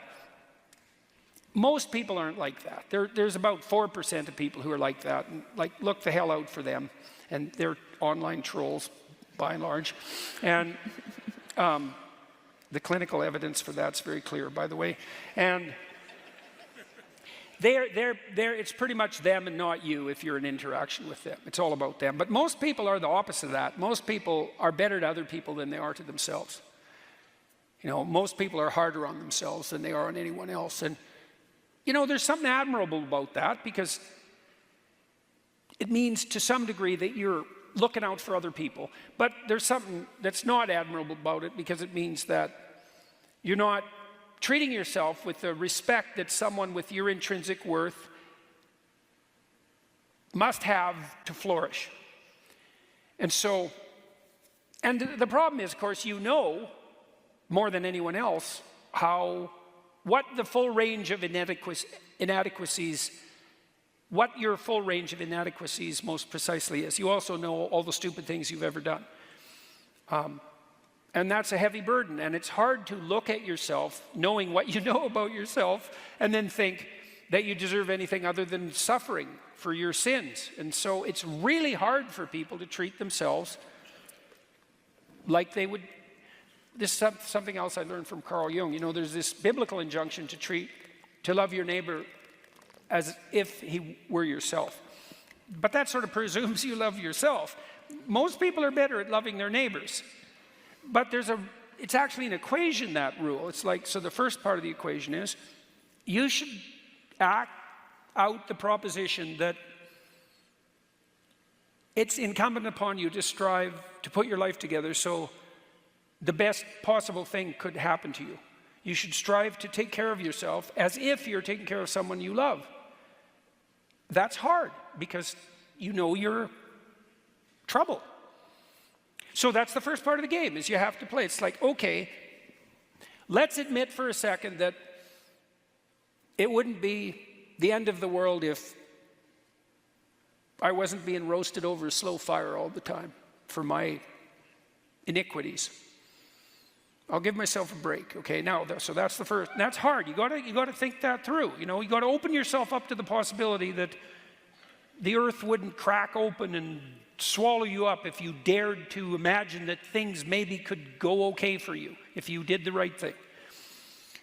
And then the next thing you do is you got to ask yourself a question. Ask yourself, whatever that means. It's how can you ask yourself and get the answer if you don't know the answer? And why do you have to ask the question if you could come up with the answer? So you're not really asking yourself, whatever that means. I don't even know what that means. I thought it up. Well, how? Well, how do you think things up? You don't know. Thoughts just appear in the theater of your imagination. They just spring out of the void. And there they are, and you might think, well, I thought that up. It's like, okay, have it your way, but it's not an explanation. It's a theory, it's a dream that it's you. So imagine, you ask yourself a question. Now, the first thing you're doing is admitting that there's something you don't know, so that's humility. There's something I don't know that I need to know, that I could learn if I was willing to learn. So what don't you know? Here's the question. 5 years from now, you could have what you need and want, but you have to specify what it is. Now, you don't have to specify it perfectly, because as you move towards it, you can improve. You know, you're going to learn along the way, but you got to be aiming in the right direction, vaguely. And then you have to move in that direction to learn what you need to learn as you move in that direction. So then you think, and you have to ask yourself this, and then you have to imagine. It's like, okay, I get to have what I want and need. What would that look like? And maybe you're just stumped then, you know, because it's such a big question, and you've never really asked yourself that, and no one else has ever really asked you that either. And so you don't even know where to begin, because you're that lost in the desert. That's a good way of thinking about it. So in this online program, this future authoring program, we break it down into 7 questions for people. My clients used to come to me, my students too, and say, well, I don't really know what to do. What should I do? And my answer was, I don't know what the hell you should do. It's like, you're you. I'm not here to affirm your identity or to deny it. I'm here to help you figure out the pathway forward. But if you don't know what to do, well, here's some guidelines. Don't just do nothing, because you can't. If you do nothing, you just get old, and that's something. So there's no doing nothing. So you should do something. What? Well, why don't you do what other people do if you don't know what to do? You start with that. So what other people do? Where do people find meaning in their lives? Well, here's a bunch of different domains. Most people want an intimate relationship. And if you don't, well, you got to ask yourself, what the hell's going on? You know, are you bitter, resentful, cynical, terrified, betrayed, hurt, traumatized? Or you might be a misanthrope, and you're one of those people who's extremely introverted. Maybe you're extremely introverted and creative, and you just want to go the hell out in the woods and not see anyone and do your creative thing. And it's like, okay, you're 1 in a million. You get a pass. But for most people, that's just complete bloody rubbish. And so people want to have an intimate relationship. Okay, so you admit that, and then you think, well, if I could have that relationship and it was the one I wanted, what would it look like? You know, and that can get very detailed. How would your family conduct itself if you were sitting around the dinner table? You know, it's like a Norman Rockwell painting, you know, that famous painting of Thanksgiving. It's like if you could have, or maybe you're just having an intimate candlelight dinner with your wife or your husband, and you get to have it, and it works. Well, what does it look like? Who are you? How are you dressed? How are you conducting yourself? What are you talking about? Who could you be if you could have what you wanted? Well, you can imagine, and your imagination will provide you with an answer. And then you can write that down and think, well, that looks like that'd be a good deal. That'd be worth making a sacrifice for. And then you say, well, what else do people need? Well, family. Well, that might mean children. It might mean repairing the relationship with the children you already have. Might mean your parents, if you're fortunate enough to still have them, or unlucky enough, depending on the parents. And maybe you should fix that relationship, you know? And how do you fix it? Well, you try to find out what you can be grateful about that your parents delivered to you. And then everything left over, you see if you can work it out with them. And then you think, well, if I had a relationship with my father that I would want to have, what would that look like? And then there you go. You got some work to do right there. You know, Tammy did that, I don't know, 10 years ago? 10, 15 years ago. Well, so what do you do with your family? What was your vision? I wanted to improve my relationship with my father. How'd that go? As soon as I laid it down and wrote it out, it was right there in front of me, and it just happened. Is your dad like you? Yeah. Right. Yeah, even though he's old and he's he's not there all the time now. No, he's old, and he FaceTimed me the other day. My sister FaceTimed me, and I answered. She said, Dad wants to know when you're coming to visit. I said, well, I'm coming to visit on his birthday. So my sister said, do you want anything else, Dad? Nope, that's good. Yeah. Yeah, and That's good. He's thrilled to see you. Yeah, it's And he good. trusts you. And that wasn't always the case. Well, it was more, I didn't trust him. That too. Yeah, Yeah. yeah. Right. And your sisters? They're good. I don't say anything to them, I just listen. It works really well. Yeah. Right, because you used to fight when you talked. Well, I'd say what I thought. That never went very well. Right. So you just shut up. Yeah. Then they started talking to you. Then one of them told me that I'd never done anything myself, that my parents had given me everything, that I'd been spoiled and didn't go out on my own. And I just let her talk. And I thought, I don't know who she's talking to, but let her talk. And at the end of that, she said, you know, Tam, you're a really good mum. I said, thanks, Barb. And then she got along with you for about like 2 years. Yeah. And then she did it again once. Once. But yeah. less so. Yeah. And, you know, she laid out this whole story about who Tammy was that was so preposterous that it wasn't even insulting because it had, like, nothing to do with Tammy as far as we could tell. And it was so interesting watching her do that because you could see that as she said it, she'd conjured up this story when she was, like, 14, and this is, like 30 years later, never really revisited it. And when she told the story, it was even obvious to her that, yeah, no. You know, and the next time too, you know, she came out with this litany of criticisms of you, and you just shut up and you didn't say anything or get irritated, and at the end she complimented you. The same right way. Again. Same You're way. a good mother. Yeah, I know. It was so amazing. Yeah. It was a good thing too, because after that Tammy's sister got very ill, and you know, she's mostly gone now, and Yeah.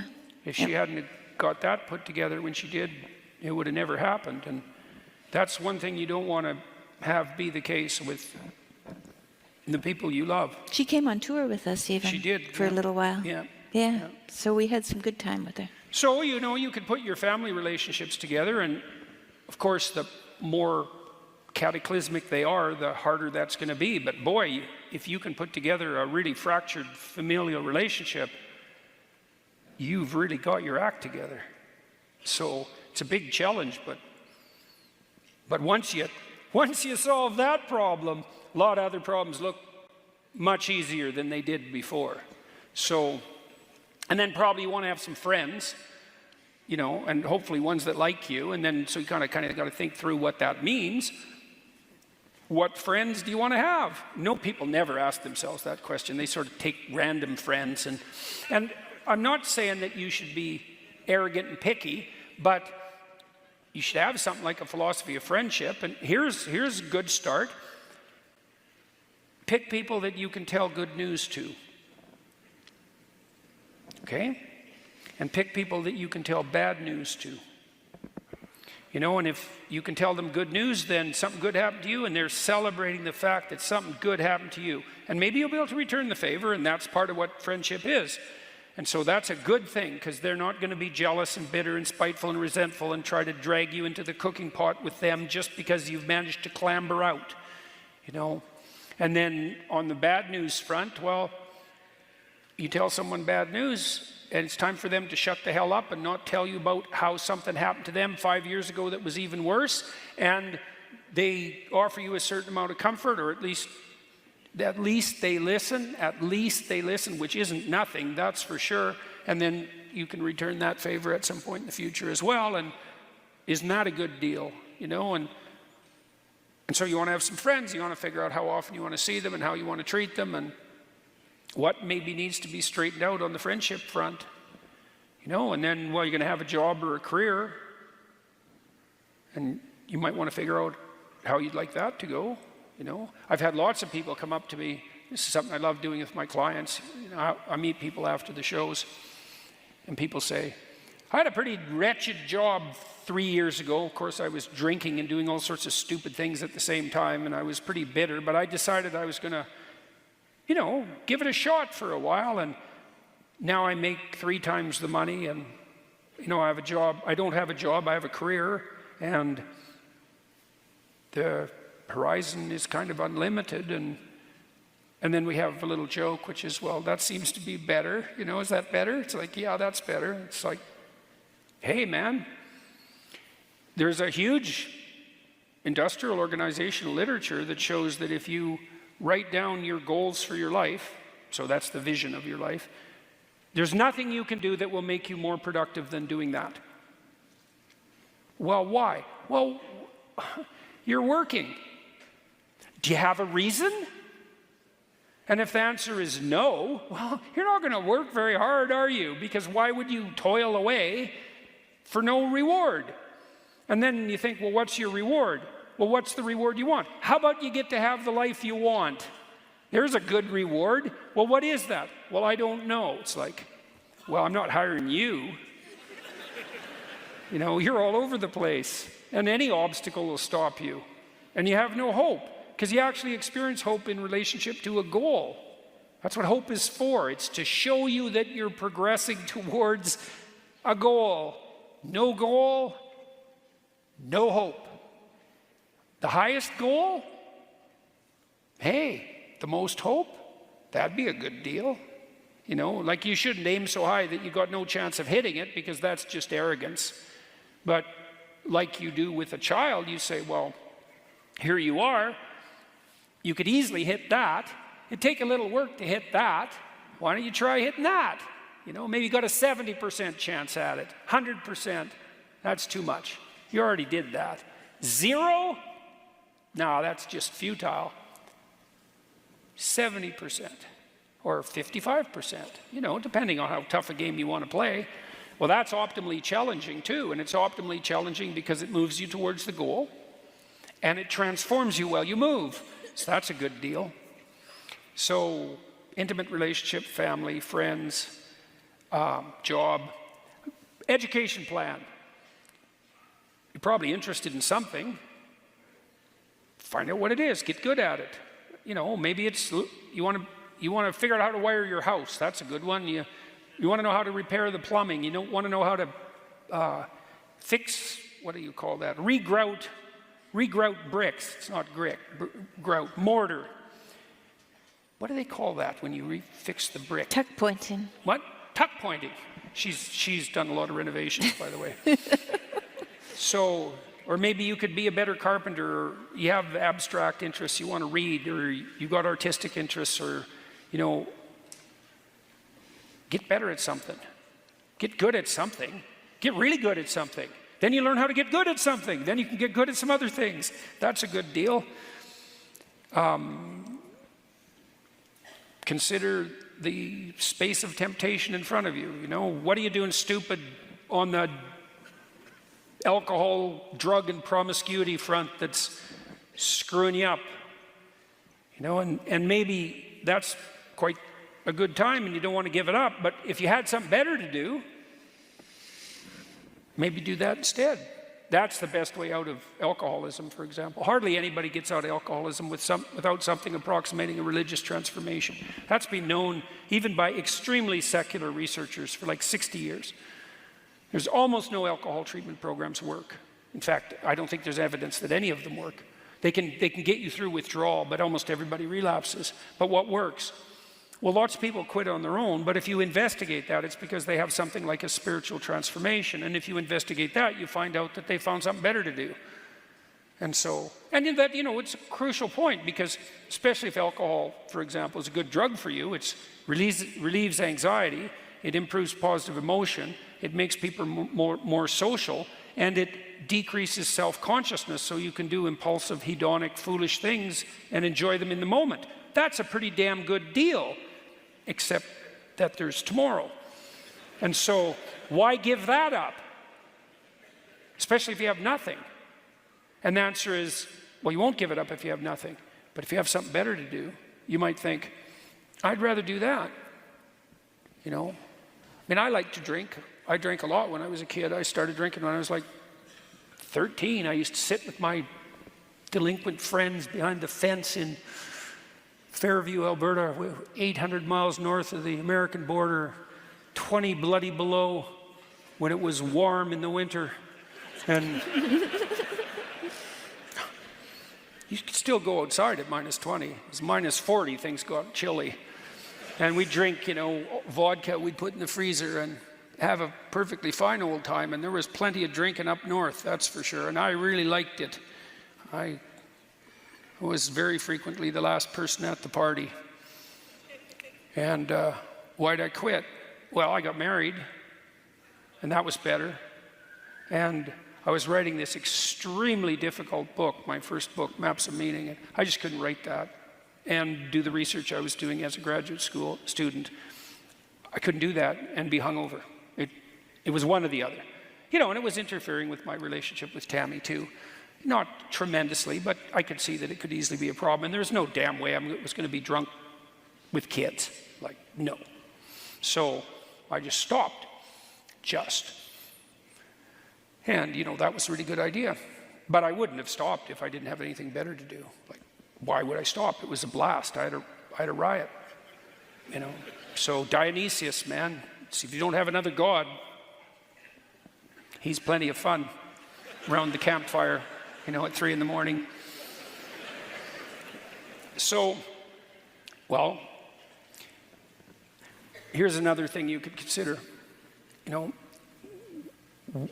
what responsibility have you adopted on the civic front? You know, do you belong to a community of any sort? And if you don't, you're probably lonesome. And, you know, a sports club, a businessman's club, a chess club, a reading group, those are pretty local. A neighborhood association, political party. You know, you wonder, how can those politicians be so, you can list the adjectives, you know, after that. And the answer is, because the people who aren't like that aren't doing that. And maybe you're one of them. You know, if you're so smart, why the hell aren't you shouldering your civic burden? You know, and you think, well, I'm cynical of politics, you know, I haven't got time for that. It's like, fair enough, but you're going to take what you can get then, aren't you? And then also you have zero, in this country, you have zero grounds for being cynical. And why do I say that? Well, first of all, there isn't a better country, as far as I can tell. And,